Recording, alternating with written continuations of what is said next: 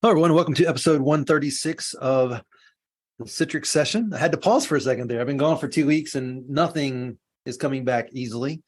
I've got Bill Sutton with me. Bill, how's it going? Going well, Andy. Yeah, we missed you, but glad to be back. Yeah, that's good. The European vacation, almost just like the movie European Vacation. It was amazing to see other cultures, and I used the Citrix session a couple times on the plane and from a hotel one time. It was neat to see it work, just like I expected, just from somewhere else. That's cool. You have you been on your summer adventure yet? My summer adventure will probably be a cruise in September, but I'm sure we'll end up doing something shorter term with family at some point. We don't really have anything scheduled per se, but we did go to Boston a couple of weeks ago for a engagement party for a niece and spent some time at Fenway, which was nice, even though they lost. Now, how can you get away with a trip in September? You have kids that'll just be out of school? Is it? Yeah, it'll just be it's a long weekend type thing. So we'll pull them out. It's we have a couple of milestone birthdays this year, so we're going to celebrate them on a cruise, going to Coco Cay and Bahama and Nassau. Coco Cay. So that means is this a Disney cruise? Are you doing? No, it's Royal Caribbean. Oh, okay. That's what we did for our honeymoon. That's why that name sounds familiar. We went to Coco Cay. Okay. In the Bahamas, yeah. I look so forward to being able to vacation in September and October and not have to work around the school calendar and not be there with the masses. Well, that was the voice of Geremy Meyers. Geremy is with us. Jeremy's part of Cloud Software Group. Geremy, how's it going? Buongiorno. Was that the right language, by the way? That might be the only Italian I know. That is Italian, yes. And as somebody who took a bunch of French in high school and college, it took me a couple of days to get used to saying Italian phrases. And then by that time I was in France and then I was screwing up French. You had to undo that. I will say that I think about 10% of what I knew paid off. And then it would really be good. And I know this going into it, but if you could go to a place like France after taking French for a couple of years and really just try to get by, it would be really cool to see how much of it you could do. Yeah. That would be fun. I know random bits and pieces of the Spanish I took. So if I went to Spain one day and tried to bring that with me, I can describe all the parts of a house, several different colors. I think I can count to well over 100, but that wouldn't get me very far. Unfortunately, the only thing in French I really know is to tell them that I don't speak French. So, je ne parle pas français. Precisely. Well, in Spanish would be a weird one because there's so many different dialects of it, and it almost offend somebody just by using the wrong one. Especially if it's something you picked up off US TV or something. That's all right. I think Bill got away going up to Boston and bringing that Southern accent with him, so. It works. So one or both of you guys were at the Citrix conference last week. I don't know. I wasn't. I was, yeah. So this was our internal mid-year kickoff, which XenTegra sponsored. So I got a chance to sit down with quite a few folks from XenTegra. Yep. I heard there were only a few partners there. We were one of them. Geremy, any publicly discussable things from last week? No, so it wasn't a public announcement kind of event. So we've done that in years past where we've had a sales kickoff, we've invited partners, and this is even when we've had synergy that's been kind of mid-year, if you will. But this was more of since COVID kicked off 2 or 3 years ago, we hadn't had a chance as an organization to get together. So I think that was a big piece of it, is just getting the team together, which, was really good for me. Certainly. So there's folks that have been on my team, no longer on my team, that I've not seen in person since, all that kicked off. So that was a big part of it. It's the first chance for the TIBCO side of the business to get in the same room as well. So, having the general manager of the TIBCO business, in fact, there's 2 or 3 different business units there. You got a sense of kind of what TIBCO does, Spotfire does. So there's some products that I'm still sort of wrapping my head around, but, there wasn't really an announcement or anything like that. And so help me so TIBCO and Vista Partners are the 2 owners behind Cloud Software Group. Am I saying that right? So TIBCO is one of the business units, much like Citrix as a business yeah. unit and NetScaler as a business unit. In fact, there are 2 or 3 different technologies that came over from TIBCO. So there is a TIBCO BU, but there's also a separate product called Spotfire, which is its own BU. It's a data visualization platform, I guess you could say. So almost along the lines of like maybe like a Power BI or Tableau, that sort of thing. But Vista is private equity, and they actually own Oh, yeah. Cloud Software Group. Yeah, yeah. So So that's how it Vista works. and Elliott are part owners. Correct. Okay. You got it. You got And yeah, again, I've been gone for 2 weeks. It's like I've forgotten everything I knew. it. Well, back at it. All right. So we got a blog that we're going to review today. Let me share my screen. And it is kind of back to I don't know, I want to say old school, but it's what we're best at, which is talking about the tech. And this is by Monica Grismer, who's been a good friend of ours on the podcast several times. And it's what's new with Citrix CVAD 2305 and cloud updates. So Geremy, we were talking briefly going into this. This is both the on-premises version as well as the DaaS version that we're going to intermingle and talk through as part of this. Right. So it says CVAD 2305. So that is definitely a quote unquote on-premises release, but there are some cloud updates involved. So she was quick to point that out too. Mm-hmm. And it does highlight in paragraph 2, the universal subscription. This is all, I guess, by default these days under the universal subscription model, more than likely. Well, so the universal subscription includes both DaaS and on-prem. So you've got some customers that might just have DaaS, so that would just be the cloud service. We got some folks who would have an on-premises license as well, so that's CVAD, Citrix Virtual Apps, that sort of thing. The universal license gives you both. So, in the past, we've had customers who were traditionally on-prem. They transitioned to the cloud. They had something called hybrid rights in the past, which gave them the ability to continue to use on-prem and DaaS at the same time. That's kind of gone away. It's just universal licensing. Mm-hmm. And then the other thing, if you were a fresh customer, a greenfield customer, if you will, that didn't own any sort of Citrix, there was no concept of hybrid rights for you. You just had to buy one or the other. Now you can buy Universal if you want. But I think Universal is geared towards folks who have some sort of hybrid, mentality. I mean, which by the way, you can do with DaaS or even on-prem term, but just understanding that you can deploy in a couple of different ways is where Universal really makes sense. Right. It's all starting to come back. It is. And I think really what we're talking about today is the continued investment by Citrix as part of Cloud Software Group, and the investment in both the on-premises and cloud control plane solutions. Yeah, which is really important because I think a lot of customers, even partners, got the impression that we were moving away from on-prem and only focusing in on the cloud. If I'm being very transparent, I probably helped perpetuate that message, in talking about how features would come to the cloud first and eventually make them on-prem if they made it at all. But I think what we've started to understand is just the landscape of IT is very hybrid. We've got folks who are going to keep an on-prem and prem environment, need to connect it to a cloud. So, we're finding releases make it to the on-prem CVAD environment. In fact, we're starting to see it happen fairly quick. So, not only some of the things we'll talk about today, but we've touched on this in other podcasts. Secure private access has only ever been a cloud service that has made its way back on-prem, and that's a pretty big deal. Is that because all this stuff was running as a VM or containers in the cloud, or were they true native services? Is the fact that it was kind of the same machines up in the cloud, is that what's made it portable to on-prem so quick? That's a good question. I don't know. So I don't know if it's a good thing that I don't know or a bad thing, but for me, it's always just been a service, right? And so I'm sure I could have gone to some of the developers and cloud ops team and try to understand what's actually happening under the hood. But for me, it's always just been a service. And maybe originally it was some VMs, but I'm not sure if that's still the case or not, honestly. But I guess it can still be just a service. You just are going to need to know you're going to run that on a Windows box in many cases, or is it appliances or both? Which pieces? Like all of it? The on-premises pieces that are being ported from the cloud, those capabilities are somehow making it to on premises. Mhm.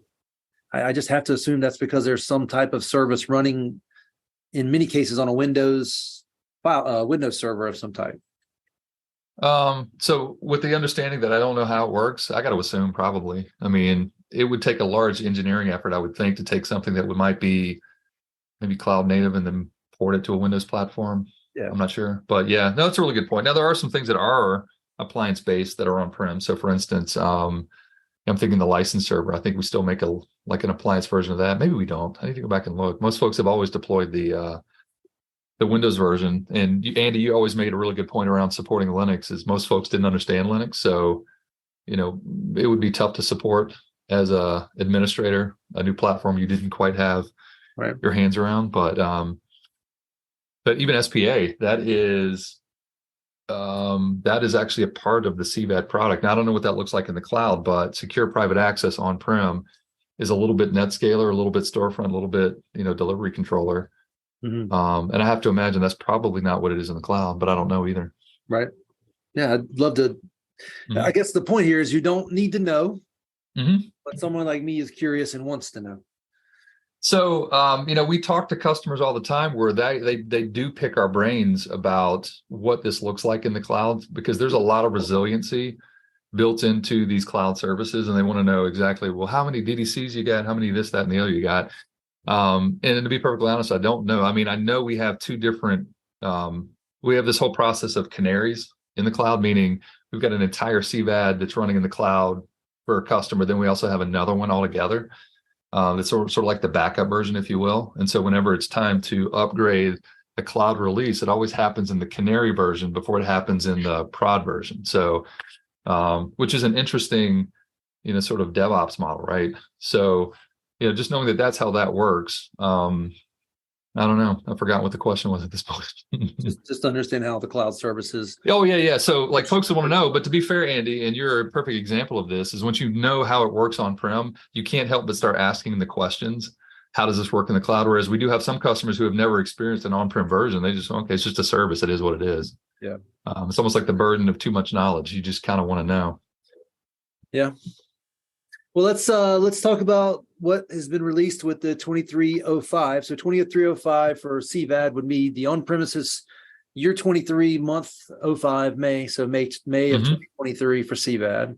The 4 bullets listed here are operational IT efficiencies, workload and device flexibility, security and compliance, and employee experience. Let's dig into those.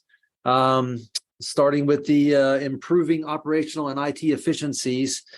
There's quite a few of those. You want to, Bill, you want to take the first one that talks about auto scaling and how you've seen that work in the cloud and what you would expect to see out of this for on premises? Yeah, I mean, the biggest advantage of auto scaling from my perspective is in the cloud is particularly where not always, but where the workloads are also running in the cloud, the ability to be able to scale down, scale up dynamically or on demand. And the ability to, when you're like in a hyperscaler or public cloud, the ability to, when the user's not using the machine, to not just turn it off, but to deallocate it, and in some cases remove it all entirely to minimize cost. And then the ability, obviously, to go the other way if you have a burst, to be able to scale up.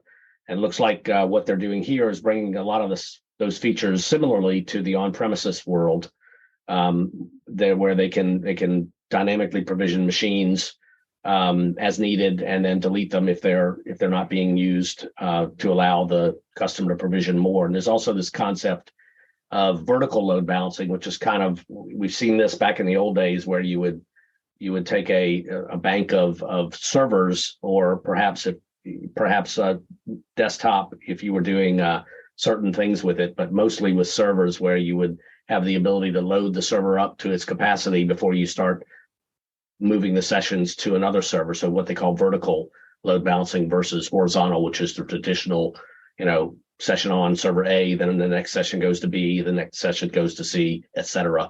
This way, all of the first 20 sessions go on one server, and then the 21st session goes on another server, assuming that's what your scaling model is. So, Geremy, is that what this is? That's what this is. So, I mean, the first thing you think of is, why does this matter on-prem? Yeah. So when you think about it, most most hardware is a sunk cost. You buy a stack of servers, guess what? I mean, granted, I haven't bought servers in a while, so I'm not sure if there's a subscription model to servers anymore, but bear with me here. And just with the understanding of, I buy a stack of hardware, it's on-prem. Do I need to worry about auto scaling? Well, the answer is probably not for your on-prem, unless you guys tell me otherwise. However, what was added to the on-prem version here is the ability to provision to a cloud. So now I can create a connector with my on-prem, control plane, right? I can build a connector out to Azure or AWS or GCP or whatever, right? Now, all of a sudden, I do care about auto provisioning and auto scaling and things like that, because obviously I'm trying to manage consumption in the cloud. So at first glance, when I first saw this feature, I go, why does this even matter? Well, it does matter, because now I can provision out to a cloud and I do want to manage that. But you're absolutely right, Andy. This is exactly what this is. Yep. I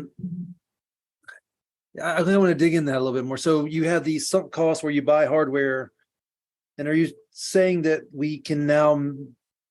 Well, I mean, look, we've always, I get it's a sunk cost, but there's always a cost to it, whether or not we really paid attention to it as much as we do in the cloud. Has always been probably wasn't the question, but should have been.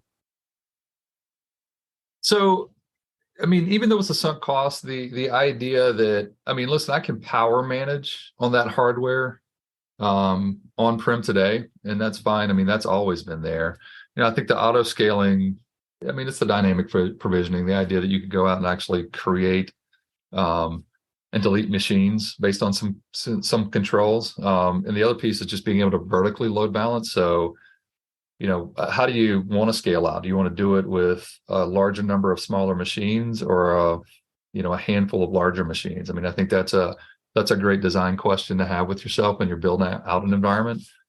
But we can do that with on-prem, and that's fine. But typically the hardware, I'm not going to say it's already paid for, but we've not really cared about it as much on-prem, outside of just making sure we had enough VMs running for the load that we're throwing at it. But I think where this is really important is when you're provisioning out to a cloud. It's really what it is. But so the image that comes to my mind is you care about fuel efficiency, but knowing you can just stop and spend money and buy more gas versus having to plan for an electric car trip. Right. Yeah, it's probably a good way to look at it. Like you should always have cared, but now you got to care more. I should have always cared, but I didn't care because it's, it was, from all practical purposes, it's already paid for.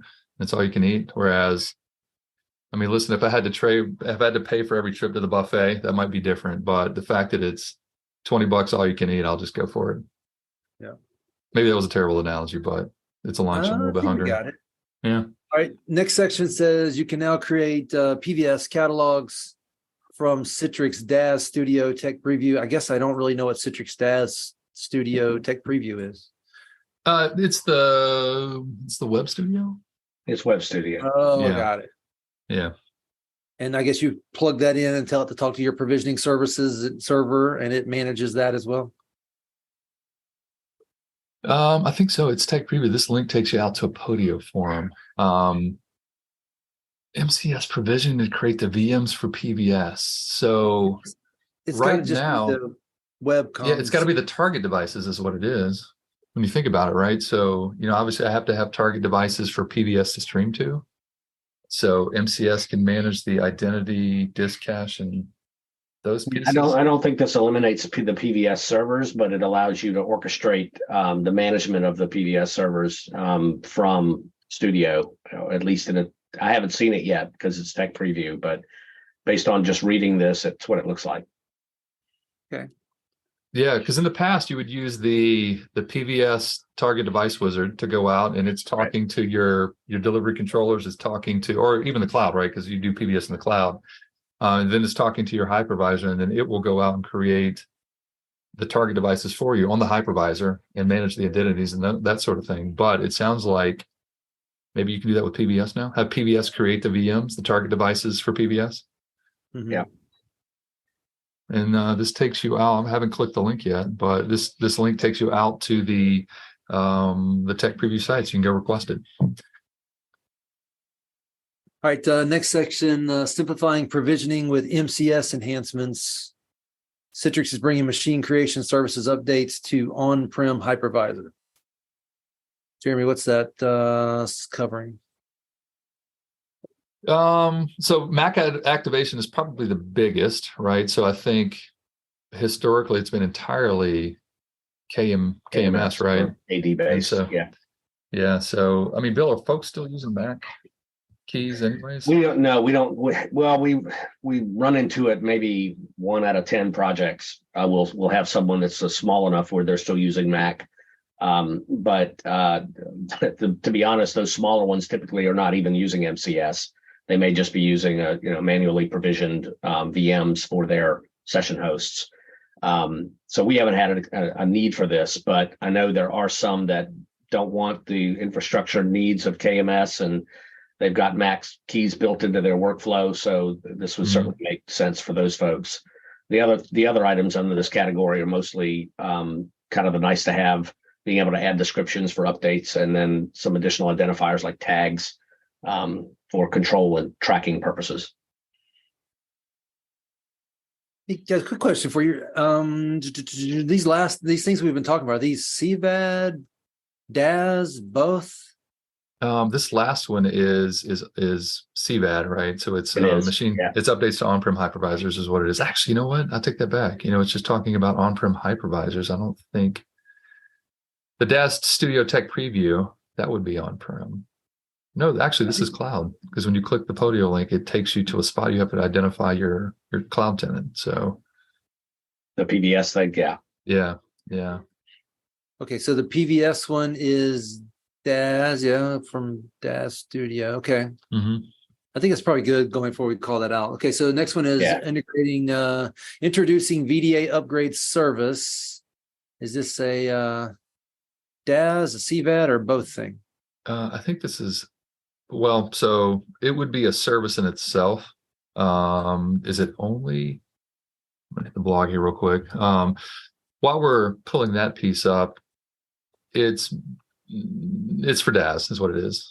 Yeah. So if you go out to if you click into the upgrade service blog, so this is specifically for DaaS, and I think it's specifically for probably persistent desktops, considering, if you did a non-persistent desktop, whatever upgrade happened would just get wiped away. But within your persistent desktop, which would probably extend out to remote PC as well, you can schedule VDA upgrades of those machines. So in fact, it calls that out. It's upgrades to persistent machines. So being able to not have to push this out with like SCCM or script it out, you can actually have the VDA upgrade. There's a service that runs in the cloud that can push out the update to the VDA, and you can schedule that as well. So it does a push, the machine phones home and gets an upgraded VDA, delivery agent. Yep. With the understanding that you've got no active sessions running, right. But you schedule it. Mm-hmm. This is an interesting topic for me. I don't know if I brought it up with you guys, but at the iGel conference a few weeks ago, met with one of the folks in the industry, and they were really pushing the idea of persistent VDI as a game changer. And the companies that haven't adopted it are the ones that are holding themselves back when it comes to desktop virtualization strategies. This non-persistent world has been kind of a detriment overall to the adoption of VDI. What do you guys think? I think they both have their place. And I think that it's really easy. Like, we live in a little bit of we kind of want a black and white solution. Like, we just want to decide this is the thing we're going to go do. So we're going to go all persistent. Okay, fine. I just want to pick a lane and go with it. The idea that most of our consulting engagements have always been, and you guys, XenTegra does this as well, is you think through the use cases and you pick the right delivery mechanism. You go, right. Non-persistent makes sense for this user group. It's insane to think that you're going to put dedicated desktops out for like a simple task worker, right? But if that's the mentality, is let's go all in with one delivery model, it costs more. And if you're okay with that, then sure. But there's management overhead, there's consumption overhead, things that go along with that. But listen, if you're looking for the best solution for the best user group, then there's a little upfront energy required to go figure out what that looks like. So I'm of the opinion that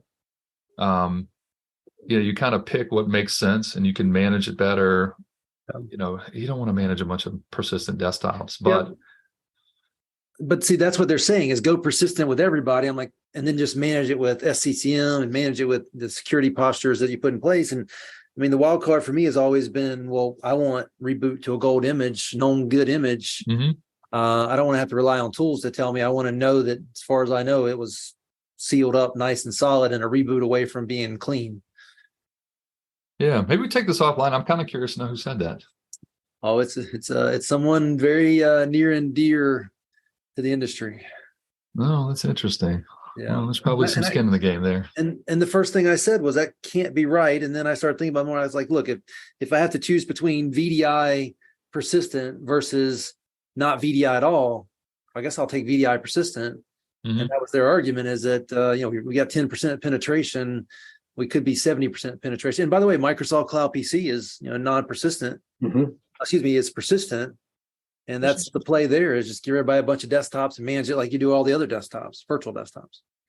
Yeah, I mean, we've had, going non-persistent, a lot of challenges in the past where we were in a mature environment where they had a very mature, SCCM process for updating desktops, managing them, patching them, et cetera. Mhm. And so we would often fight this battle. Who's going to manage the desktop if it's non-persistent? Well, your Citrix guy is going to manage it. Well, we want to use SCCM. Well, you can use SCCM, but you have to do this, this, and this. Well, we'd rather just have persistent and manage it the way we've always done it. So that's the challenge one of the challenges. The other challenge is a lot of folks think when you do persistent that you don't really need to do anything else. In other words, you need to manage the apps, obviously, but I often worry about folks that aren't considering things like folder redirection and what's in that profile and what happens if that desktop ends up, going south completely. Everything goes with it. We still need to have some consideration or discussion during the design effort where we're establishing those use cases to make sure that we consider the user's data and where that needs to reside. Should it reside directly on that persistent desktop? Generally, I think the answer is probably no. It needs to be somewhere and backed up separately. Not everybody thinks that way, which means they introduce additional risk to that desktop. Yeah.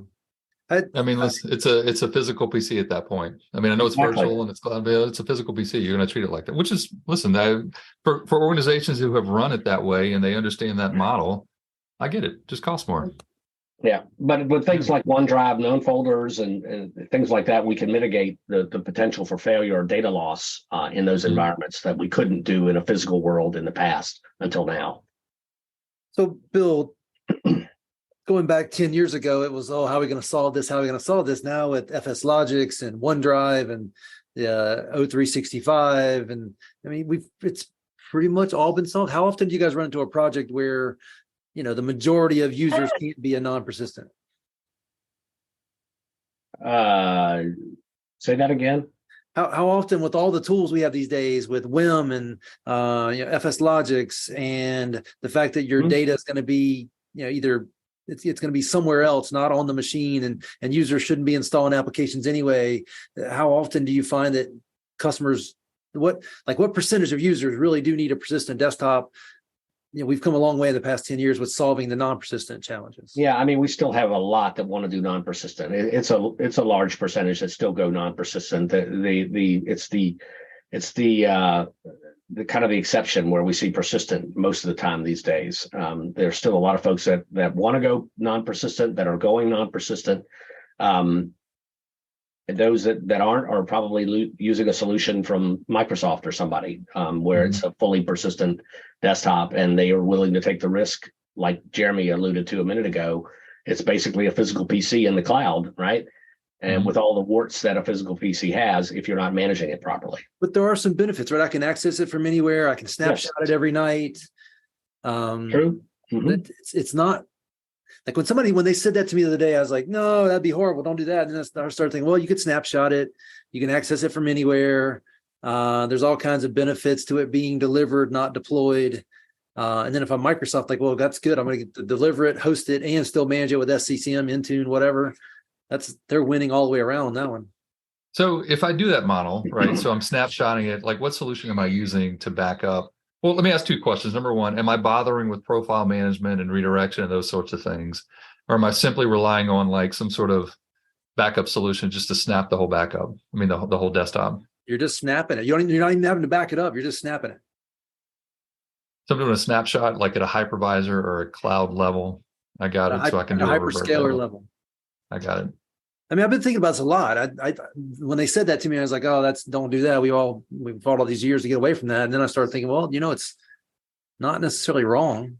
And if it gets us from 10% saturation to 30%, that's still a huge win. I think where my challenge lies is not that it can't be done, but in most instances, when I'm talking to a customer and we're trying to justify it, it always boils down to cost. And so trying to cost justify a project, if it's a dedicated desktop, it's the most expensive solution. I mean, we've talked about this, Andy. Cloud PC, by the way, it's a dedicated desktop from Microsoft, but it's the most expensive version of a desktop you can get. If you're okay with that, then maybe it's the right solution. So the challenge we have is most customers are trying to figure out how to make it less expensive. And if we're talking dedicated desktop, that is the most expensive solution. Yep.